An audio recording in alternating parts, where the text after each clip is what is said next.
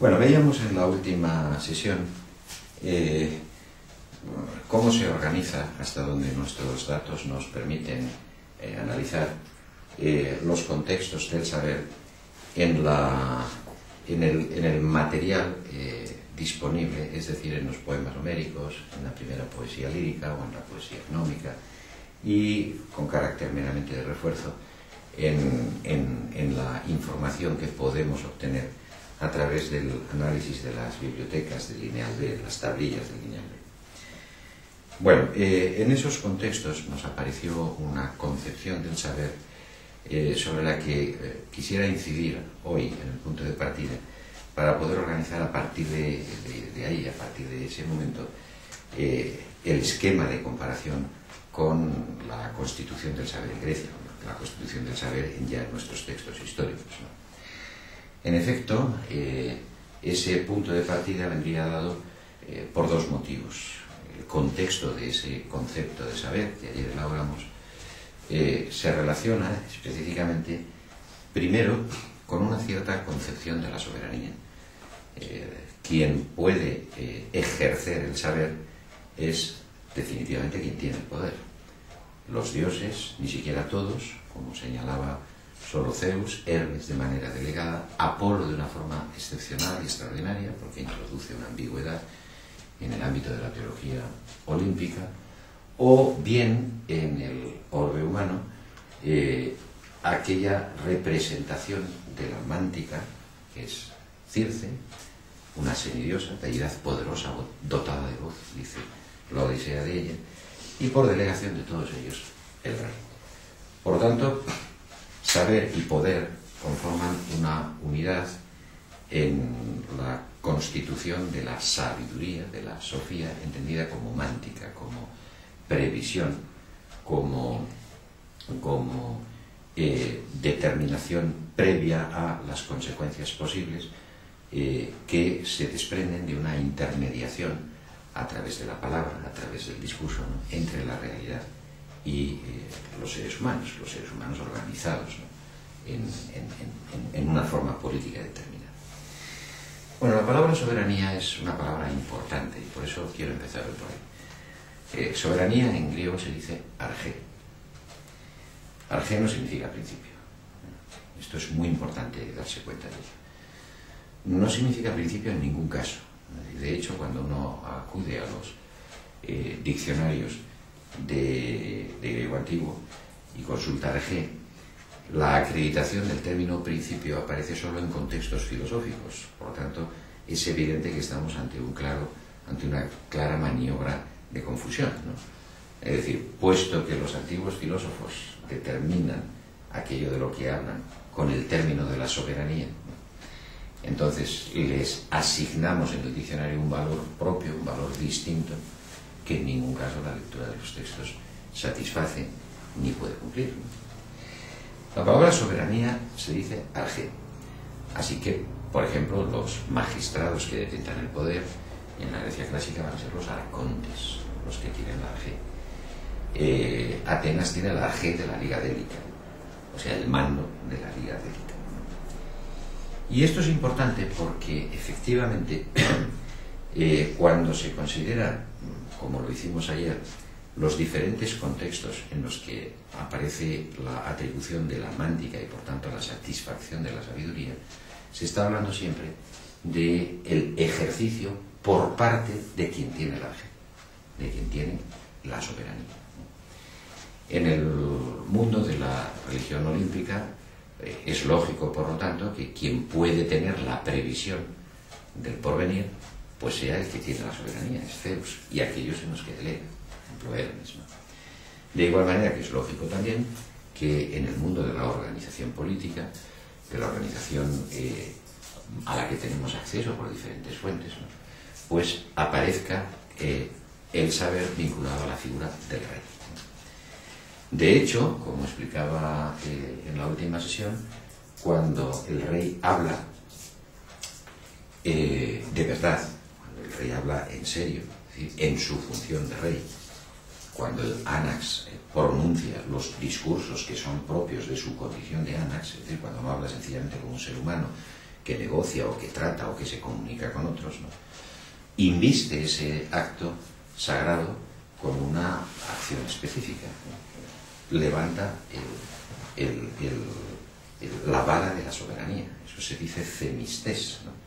Y efectivamente un rey instituye palabras realizadoras, palabras que tienen realización, es decir, que organizan el mundo, que determinan lo que es más allá de lo que está oculto, o que finalmente prevén las consecuencias de las acciones y por tanto tienen capacidad también de dictar leyes, de establecer normas, ¿no? Solo cuando ejerce esa función soberana de levantar el themistes, ¿no?, que es ni más ni menos que el ejercicio de la soberanía, el ejercicio de la región. No hay saber, de acuerdo con nuestras fuentes primeras y más antiguas, sin ese ejercicio. No hay saber sin manifestación de la región, del dominio, del mando, ¿no? De hecho, esta tradición no se pierde en la Grecia democrática. Cuando los oradores hablan en la asamblea, en Atenas, antes de acercarse al pnix, que es el podio elevado desde donde se dirigen al demos, al pueblo, un heraldo les entrega el themistes. Y entonces, una vez que tienen en la mano la vara de mando, ¿no?, el cetro, entonces sí tienen la capacidad de hablar y de persuadir y de hacer propuestas, sean estas propuestas deliberativas o judiciales, al resto de la asamblea. Por lo tanto, hay aquí una ininterrumpida manifestación de una tradición que vincula el mundo del saber con el mundo del poder.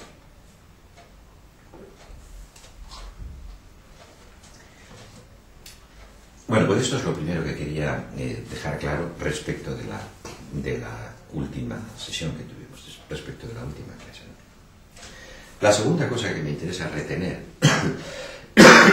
de la sesión anterior es que el ejercicio de la mántica, el ejercicio de la previsión, ¿no?, en la medida en que se vincula con el mundo oracular, propone una relación directa con lo divino.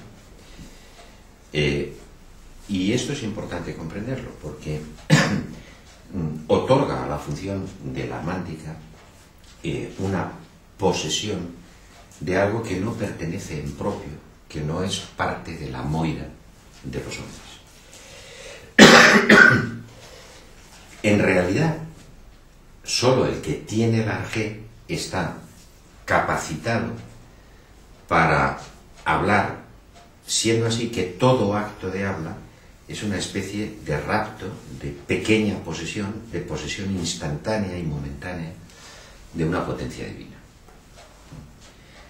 Esto es bastante importante, hoy lo vamos a ver para el origen de la filosofía, porque claro está, hace del saber una apropiación de una parte que no es propia del hombre, y por lo tanto que engendra simultáneamente una situación de plenitud, pero también de peligro. El que ejerce el saber está simultáneamente consiguiendo sus objetivos, pero situándose en una posición de riesgo, en una posición de extremado peligro. Cuando Teseo sale del laberinto, en virtud de la concesión que le ha hecho Ariadna,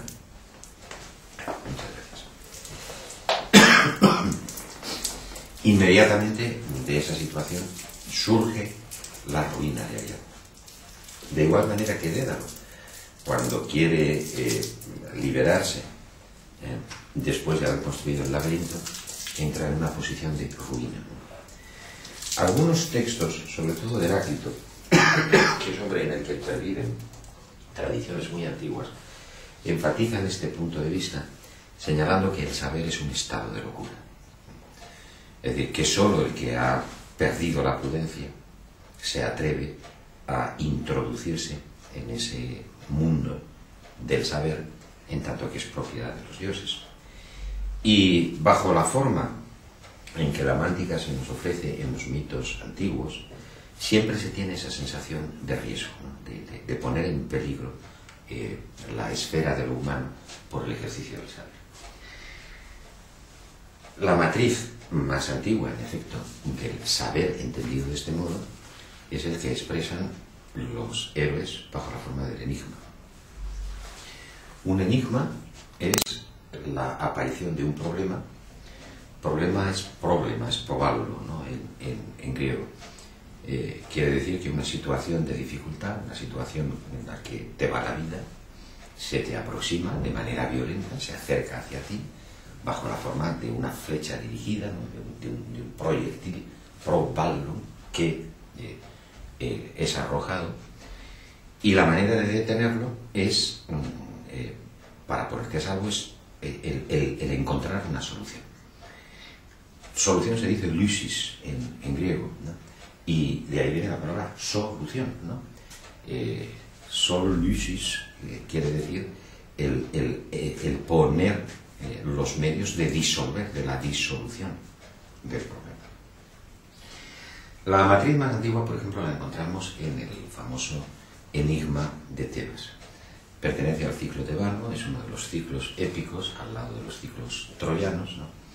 Existen, nos quedan fragmentos múltiples de la producción épica, más o menos del siglo VIII, de la existencia de otros poemas tan largos como los poemas homéricos, que sin embargo hemos perdido, pero que disponemos de fragmentos a través de citas de este ciclo tebano, y entre ellos encontramos la imagen exacta de lo que ahora intento señalar. Bueno, conocéis perfectamente la historia. Edipo se acerca a la ciudad siguiendo lo que le ha indicado el oráculo. Previamente ha matado a su padre, Layo, pero no lo sabe, en una encrucijada. La palabra encrucijada tiene importancia en los mundos de la sabiduría griega, porque es donde se cruzan caminos y tienes que tomar decisiones, tienes que optar por una dirección o por otra. Esto nos llevaría muy lejos, no es ahora importante. Lo cierto es que al acercarse a la ciudad de Tebas, escucha que nadie puede pasar, nadie puede acceder a sus puertas, porque un monstruo, la imagen de la monstruosidad en Grecia se determina con un cuerpo extremadamente poderoso y una cabeza extremadamente perversa. En efecto, la esfinge tiene cuerpo de león y cabeza de mujer. Es la forma, digamos, de la terribilidad superior que han encontrado los griegos. Y lo que hace la esfinge, el modo como impide el acceso a la ciudad, no es de ninguna manera mediante el ejercicio de la fuerza, sino mediante la emisión proballum, ¿no? El lanzamiento de un enigma, de una pregunta. Se ve claro cómo ya en las zonas más antiguas de nuestra mitología el saber está vinculado al logos, al discurso, a la palabra. Pero es un logos, un discurso, una palabra que está entendido muy materialmente, está entendido como existencia de una dificultad vital en la que por ello mismo la posición del que tiene que saber es una posición de riesgo. El enigma de la esfinge, la pregunta que formula todo aquel que accede, hoy nos parece una tontería, sin embargo pasa por ser, bueno, el ejemplo típico de los enigmas, ¿no? ¿Cuál es el animal que al nacer camina a cuatro patas, que después va a dos y que al ocaso de su vida va a tres, ¿no? La respuesta, que es inconcebible que no la dijeran otros héroes anteriores, es de tal naturaleza que de no acertarse implica la destrucción, ¿no? El aniquilamiento del que no ha sabido responder. Y esto es esa zona importante que trato de señalar. La posición del saber es un rapto de lo divino, sí, pero es un rapto de lo divino en la que por ello mismo se unen a la vez ambiguamente la salvación y la aniquilación, ¿no? Edipo contesta correctamente, dice que es el hombre y entra en posesión de la ciudad y en posesión de la herencia, ¿no? De la ciudad. Es decir, se casa con la reina, no sabiendo que se trata de su madre, pero será castigado por ello. Será castigado por haber ejercido, de manera que la posición del saber es siempre una posición provisional para el hombre. Y bueno, en textos platónicos que son muy claros y muy típicos, se recupera en cierto modo esta especie de modo directo de acceder a la sabiduría cuando estás en una situación de entusiasmo, es decir, cuando estás lleno de Dios, ¿no? Lleno de lo divino. Pero eso es una situación de la que depende la locura. El que está lleno de lo divino es simultáneamente el que ejerce la sabiduría sin mediación, pero también es el loco, es el que entra en demencia, ¿no? Es simultáneamente entusiasta y afro y demente. Bueno, todos estos textos arraigan bien lo que ahora voy a pretender decir. En cualquier caso, nuestras fuentes más antiguas presentan una situación jerarquizada, muy estabilizada del saber, con un carácter metapolítico. El saber es un instrumento, digamos, en manos de la organización social y se ejerce a través de instituciones básicas, instituciones burocráticas bien establecidas, como son la figura del poeta, como son la figura del encargado de los ritos religiosos, o como es el ritual oracular, del que la matriz última es siempre el templo de Delfos y la vinculación con Apolo. Ayer explicaba, y hoy es el punto por el que quiero empezar, que el mundo micénico quedó arruinado en un proceso largo en el que se mezclan dos acontecimientos, ¿no? De una parte, la migración de los pueblos del mar, de la que no estamos bien informados, que debió arrastrar incluso también a los propios jonios de las monarquías micénicas, porque al final, derribados los reinos, el más importante, porque tenemos noticias históricas de la toma, fue el reino de Pilos, no el de Micenas, de que hemos conservado, sin embargo, ruinas arqueológicas o testimonios arqueológicos más amplios. Lo cierto es que algunas fuentes egipcias hablan, entre los pueblos del mar, hablan de los aqueos, o sea que está claro que este fue un movimiento migratorio e invasor de características importantes y violentas, ¿no? Que terminó derribando las instituciones y arrastrando a grupos poblacionales con ellas. Y conjuntamente con eso se mezcla también, en una fecha que sin duda es más temprana, el mito del regreso de los Heráclidas, ¿no? Con el regreso de los Heráclidas se propone solamente lo que parece haber sido una segunda oleada migratoria de pueblos griegos, en este caso identificados con un dialecto nuevo, el dialecto dorio, o en otra de las hipótesis que se han manejado, lo que pudiera ser un movimiento revolucionario provocado por la presión de los pueblos del mar, el hundimiento de las monarquías y entonces el ascenso de las clases dominadas, ¿no?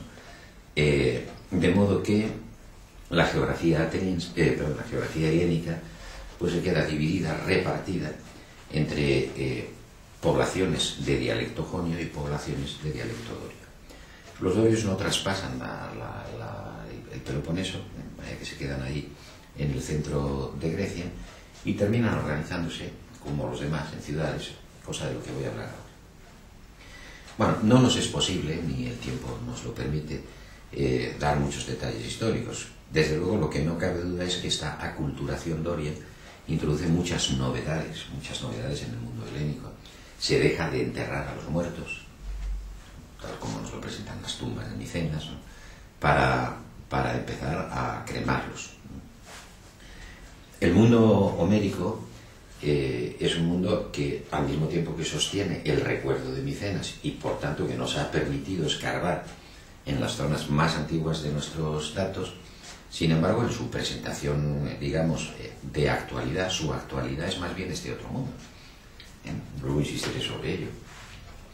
Patroclo, la muerte de Patroclo, vamos, que los funerales de Patroclo se hacen por cremación, por incineración, no se hacen por enterramiento.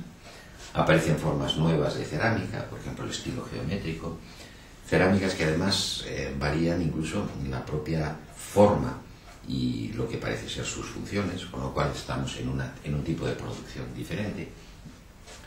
Y desde el punto de vista de la reorganización política, pues la noción o la realidad sociológica de grandes reinos bien estructurados, perfectamente remitidos a una burocracia que tiene su centro en el palacio y su cúspide en el ánax, en el reino, es sustituida por núcleos poblacionales más dispersos, más pequeños y con una soberanía limitada.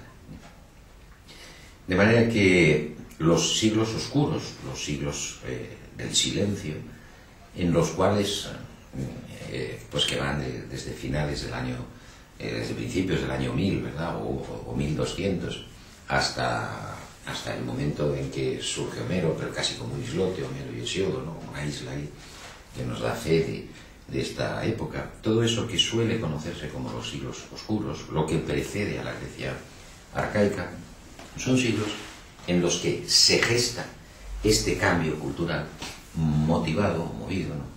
Por estos movimientos en parte migratorios, en parte revolucionarios, de los que han quedado muchas evidencias arqueológicas, incendios de palacios, ¿no?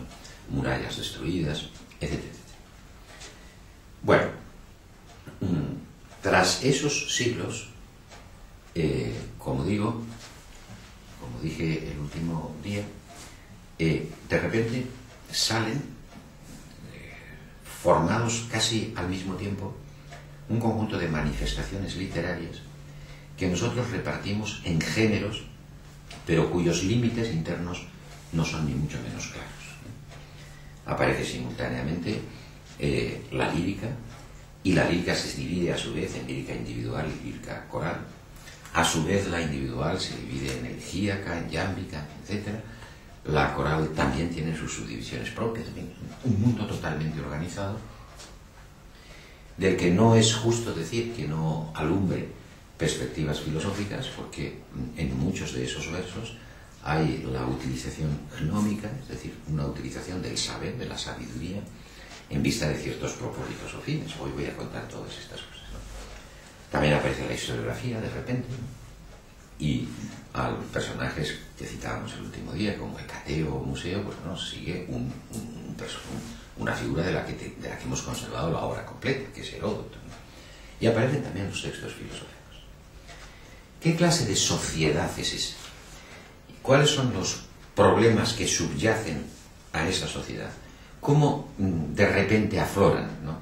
¿Qué sabemos de este florecer, de esta emergencia?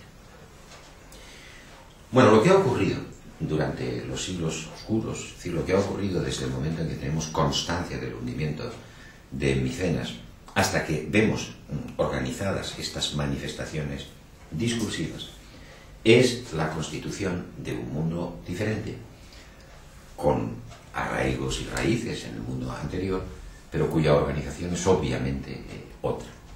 Acabo de citar diferencias tales como la técnica de enterramientos, las vasijas, etc. La verdadera diferencia es la organización política misma.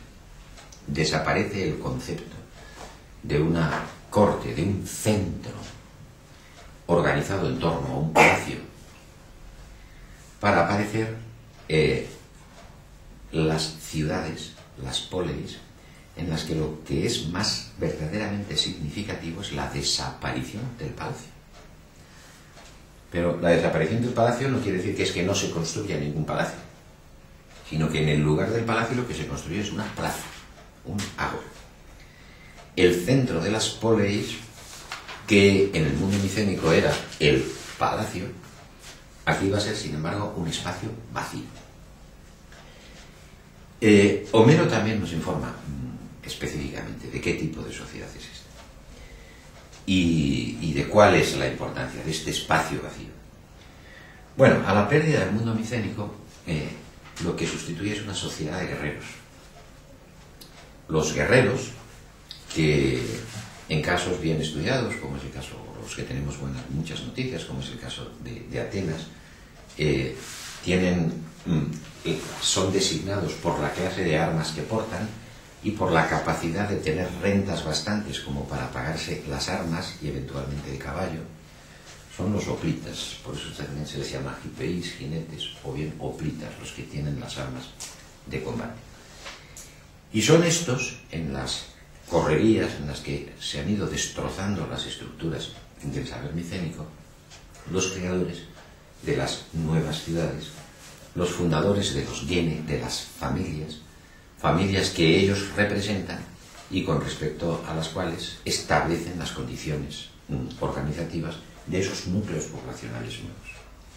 Pues bueno, lo que verdaderamente importa, y por lo que estoy diciendo todas estas cosas, es porque la forma organizativa de los soldados, de los guerreros, como único poder estatuido en un proceso de gran revolución o de gran perturbación bélica, es que los guerreros, parece por otra parte que esto es una de las incorporaciones culturales del mundo dorio, los guerreros discuten entre ellos las decisiones y las toman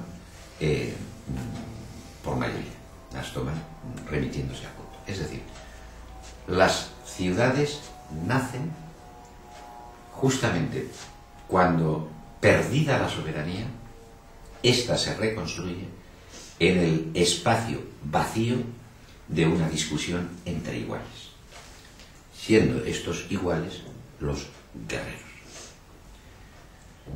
Una polis no es más que esto.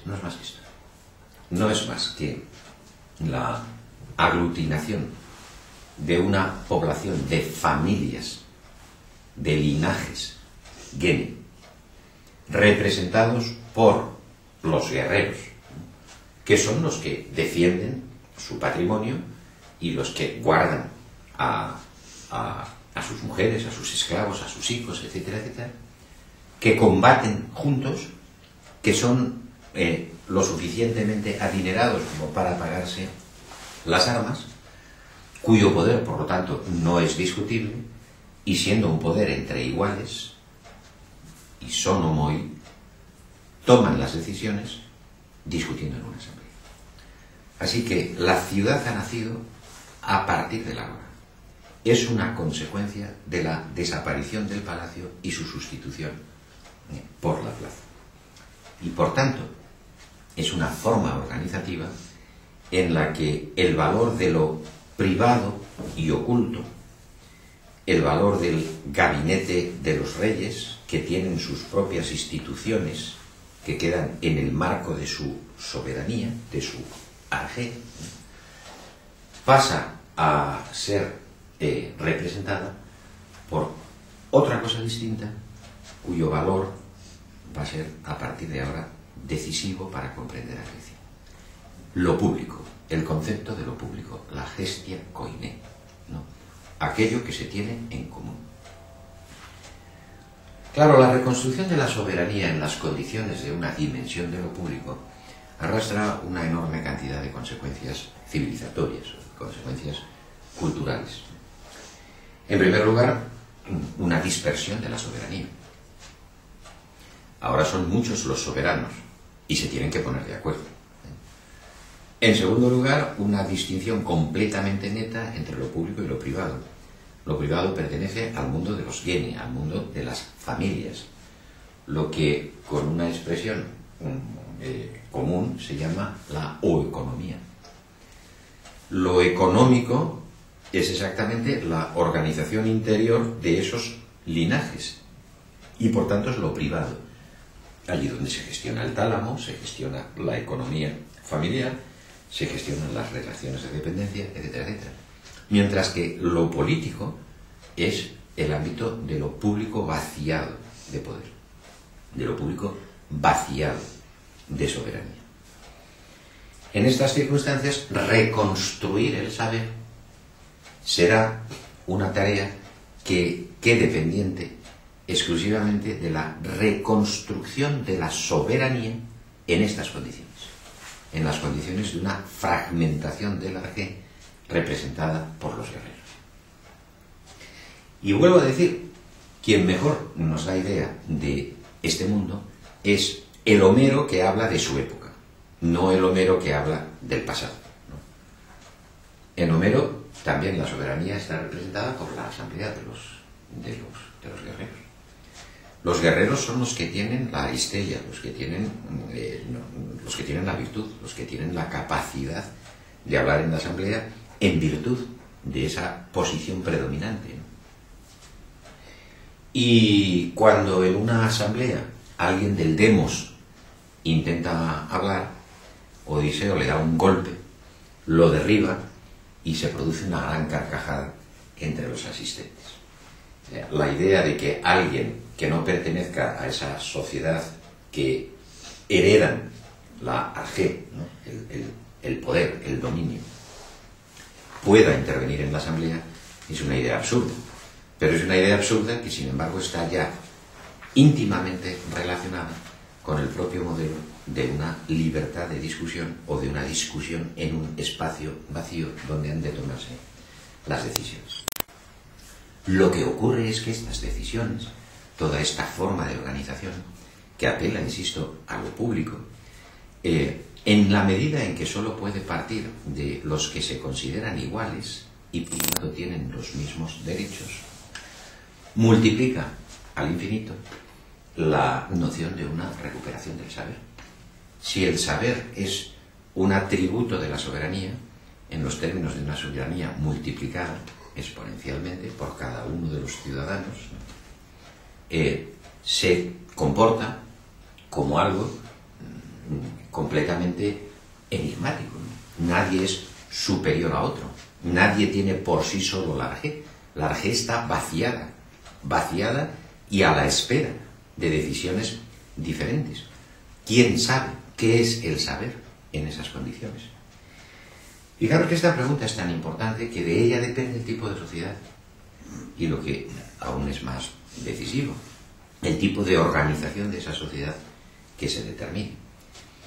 Y efectivamente, la situación según la cual los guerreros son los únicos que tienen capacidad de discutir y negociar, es decir, son los únicos para los que propiamente funciona el concepto de isonomía, de igualdad ante la ley, de seres iguales, experimenta presiones revolucionarias con las que identificamos claramente la última parte de los siglos oscuros.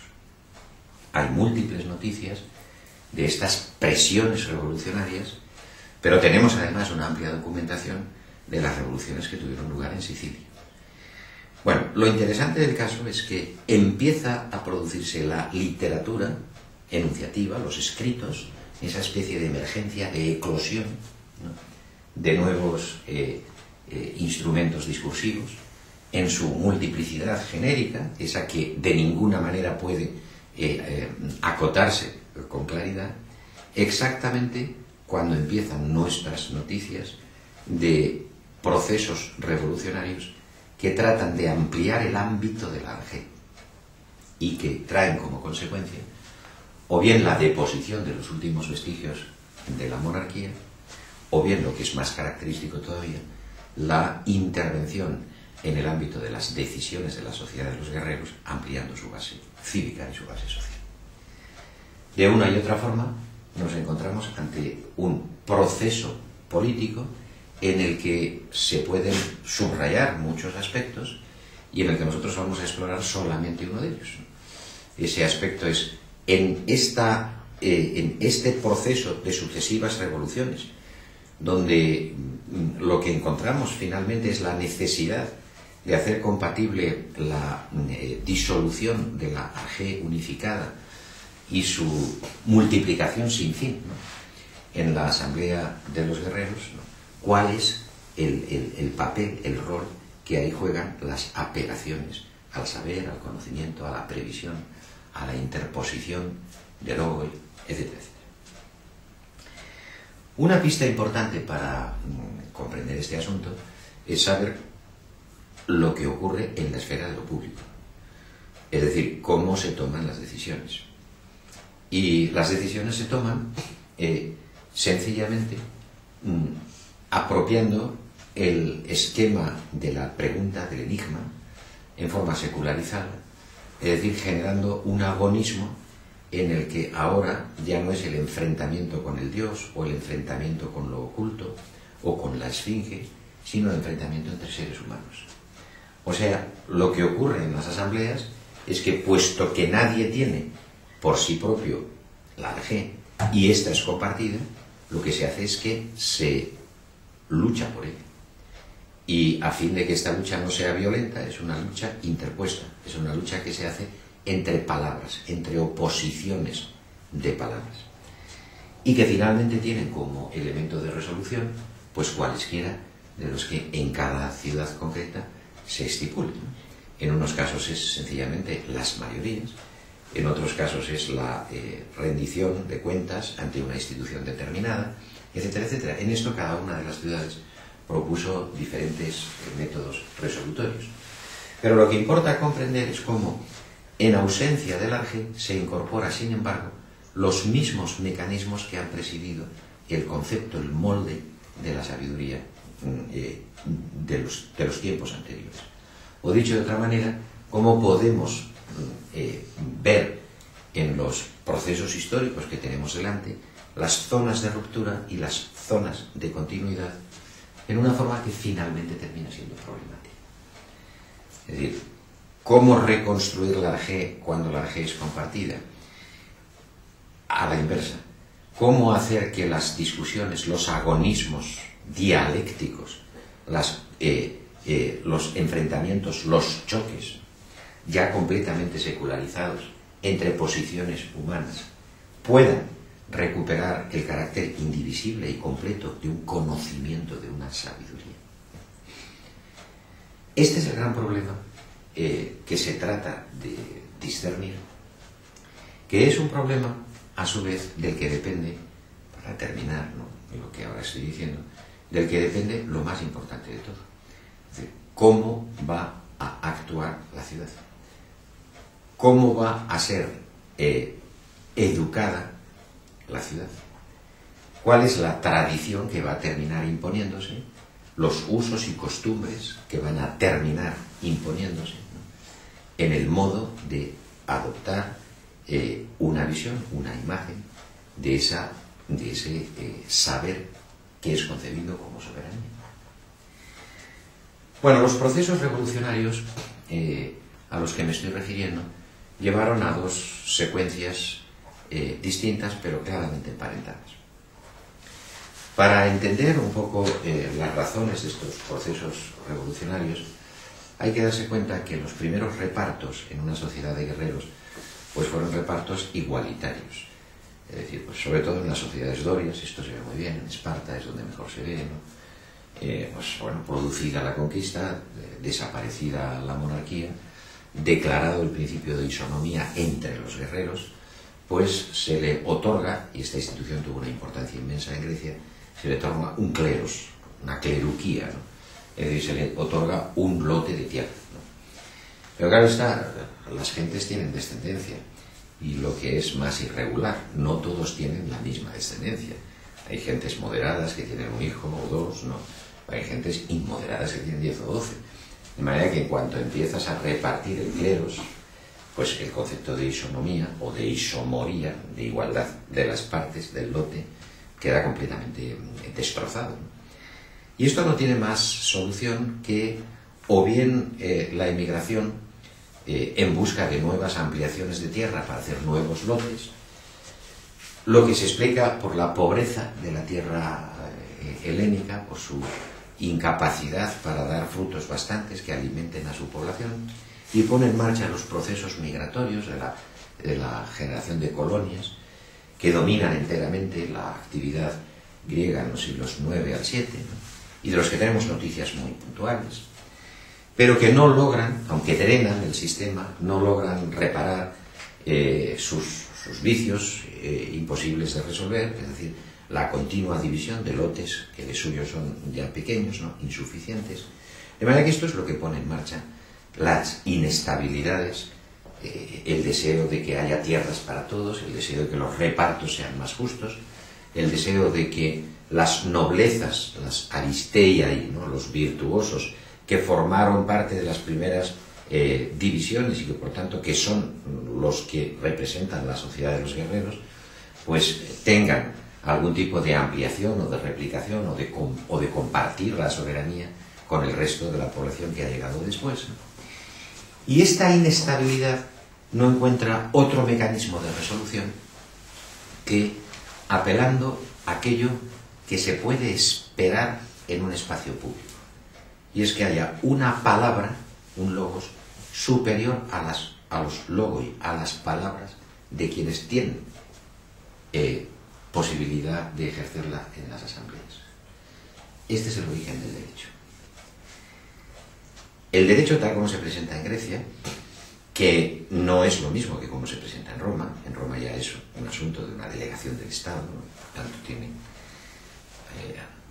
sus características propias. En Grecia es más bien la asignación de un valor prioritario a un tipo de discurso normativo por el que todos estamos de acuerdo en que vamos a regir nuestras conductas y sobre todo a resolver nuestros conflictos. Por lo tanto, el modo como Grecia tuvo de superar el proceso de división del arjé, que es simultáneamente un proceso determinado, ya que las clases de los guerreros no quieren ampliarlo, y al mismo tiempo de compartimentación infinita, puesto que todos quieren apropiarse también de él, fue determinar un tipo de discurso que no se somete a discusión, o un tipo de discurso cuya discusión es posterior, en todo caso, al hecho de que ese discurso pueda ser aplicado a las discusiones más primarias. Y este es el ejercicio de la ley, ¿no? Esta es la introducción del concepto de logos como norma, como normativa. En la historia de Grecia esto se representa de la siguiente manera. Las sociedades que estaban turbadas por la estasis eligieron a un tirannis, a un tirano. La palabra tirano empezó a ser una palabra malsonante, una palabra con mala prensa, a partir del momento en que la tiranía quiso tener su propia descendencia, y quiso quedarse con el poder.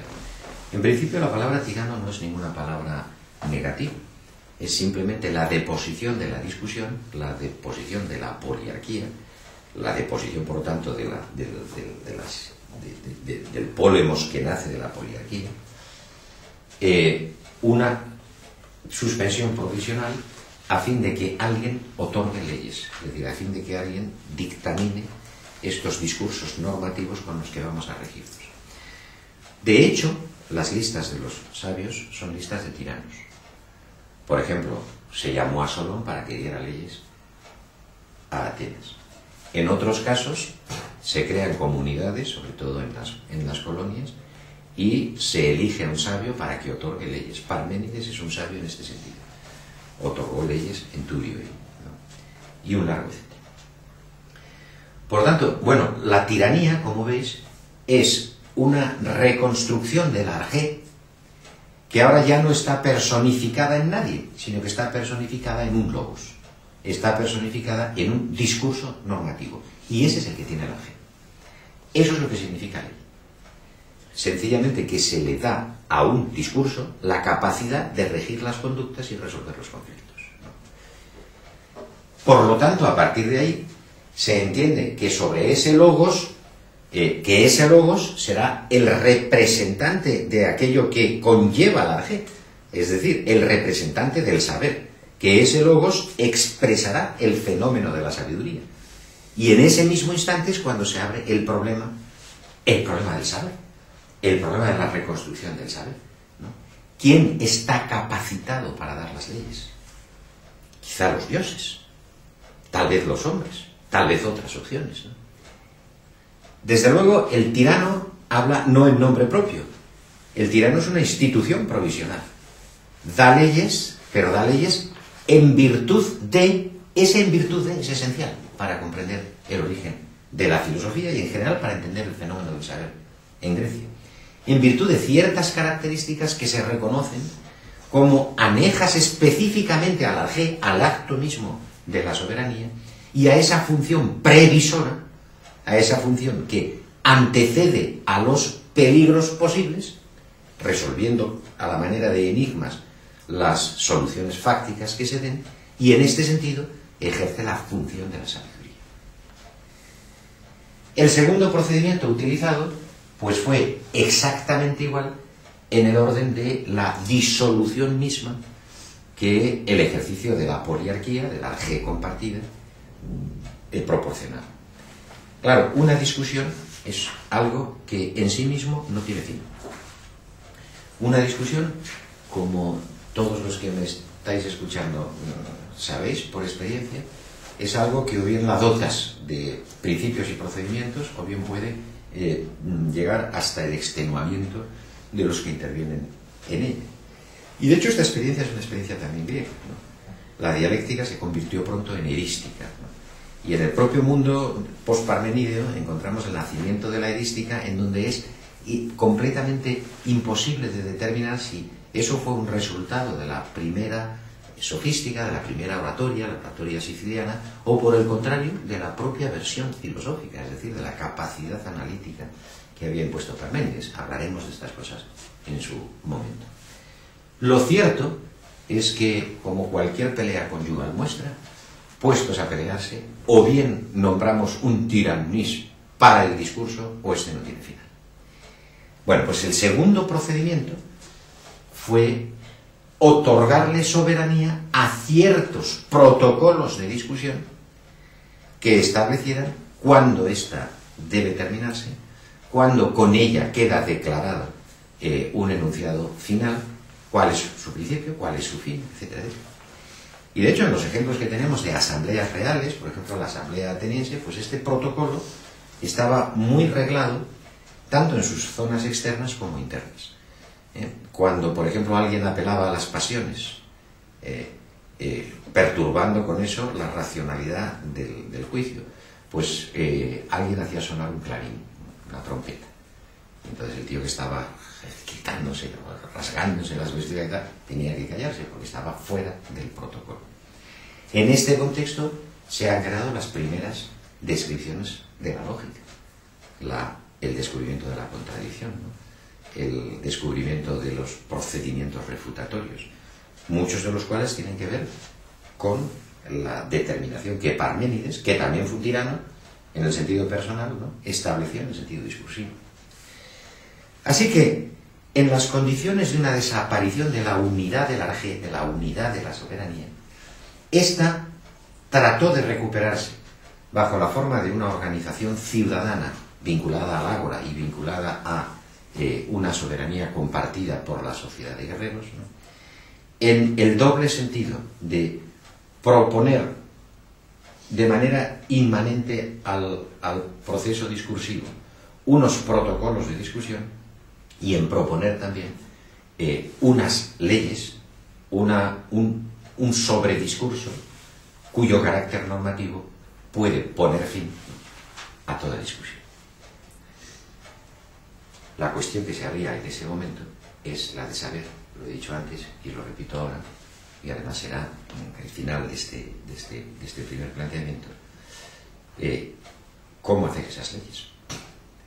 El problema de los protocolos de discusión es un problema fácilmente resoluble, pero el problema de quién está capacitado, cuál es el contenido, a qué apelan, quién es el que promulga esa especie de logos prestigiado, en este sentido ley, que debe determinar la conducta de los hombres, que implica por consiguiente cosas tan importantes como el modo también en que los ciudadanos han de ser educados, se convierte en un problema esencial.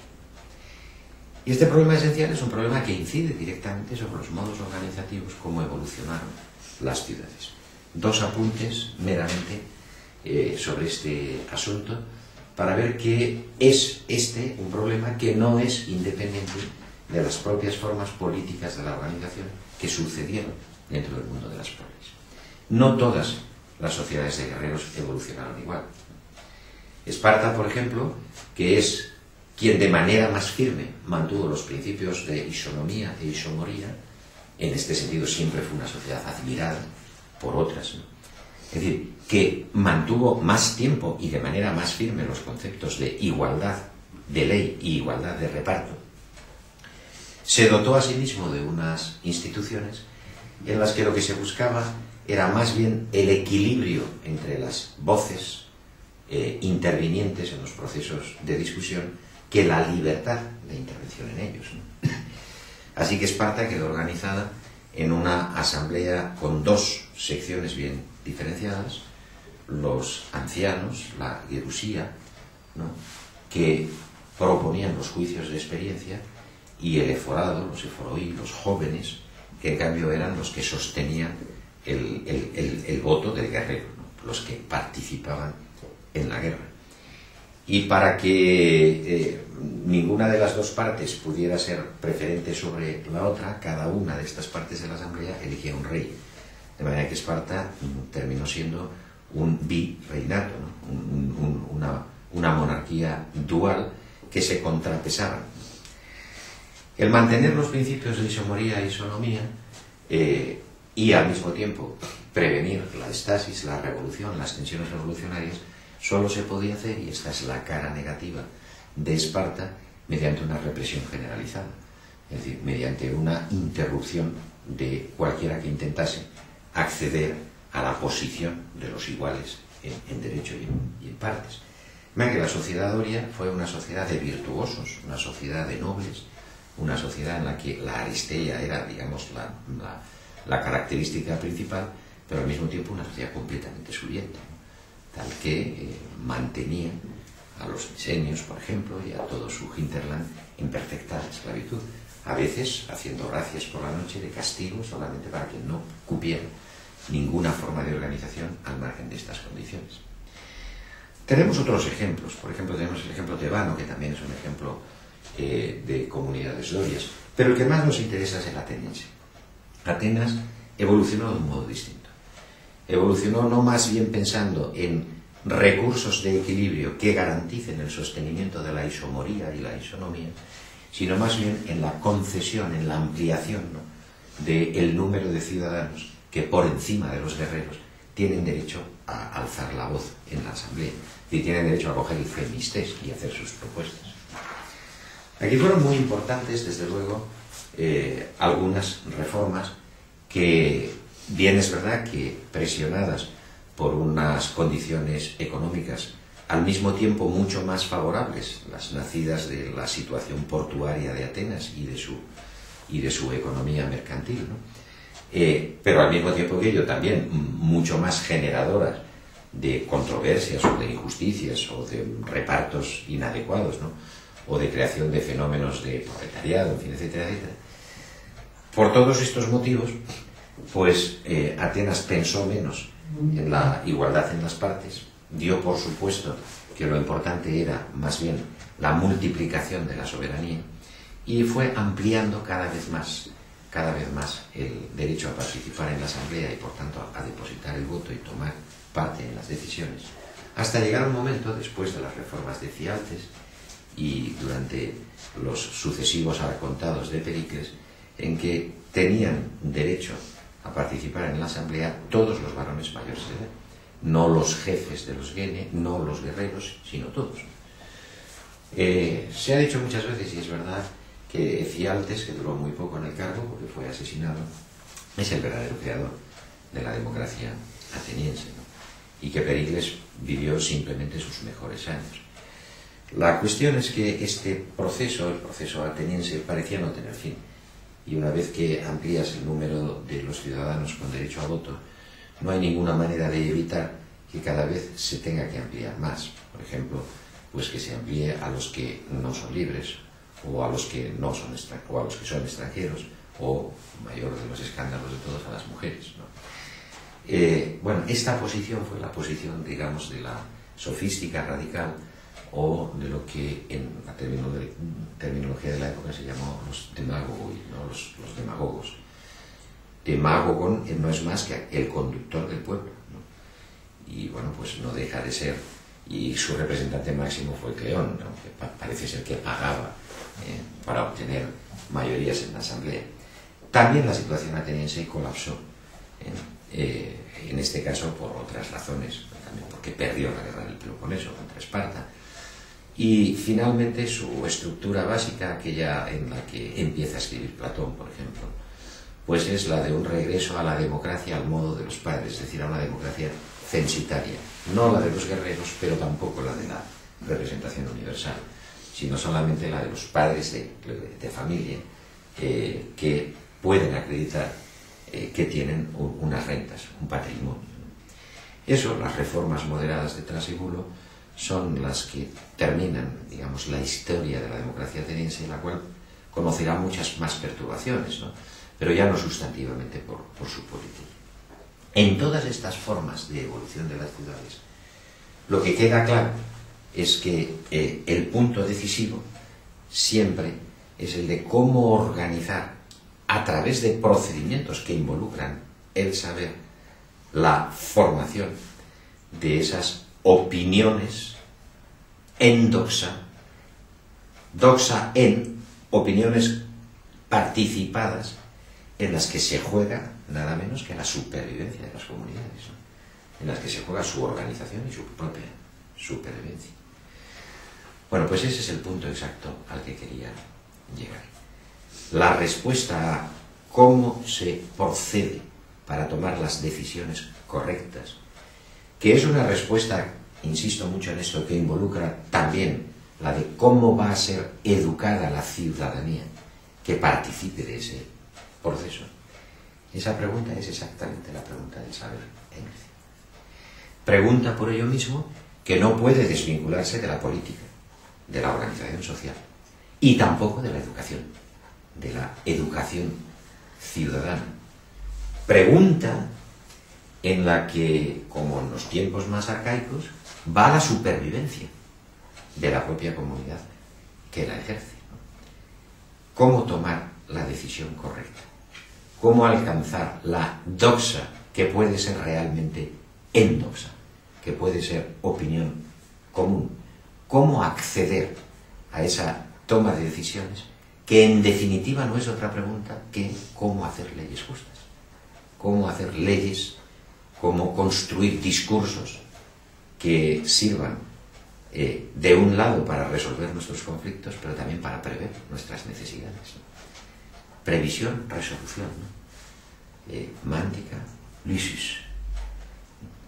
Todos estos ecos que forman la estructura más íntima, ¿no? de la historia, de la intrahistoria griega, en sus múltiples sociedades organizadas en polis, conforman el contexto propio del saber.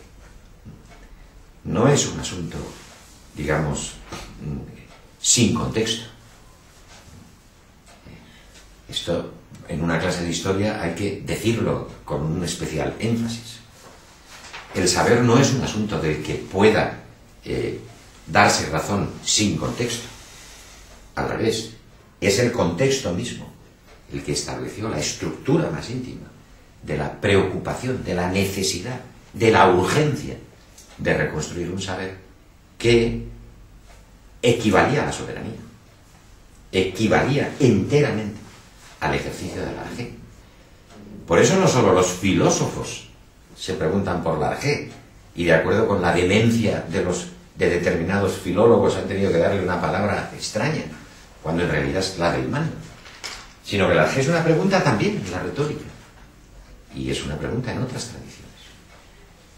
Bueno, pues cuando nos preguntamos cuál es la idea de saber que subyace a esa construcción del logos sobredeterminado que es la ley, saber, ley, soberanía. Cuando nos preguntamos por eso, resulta que nada hay más ajeno, incluso más ridículo, que creer que esa pregunta se puede contestar suponiendo que hubo un momento en el que había mitos y un momento posterior en el que había logos.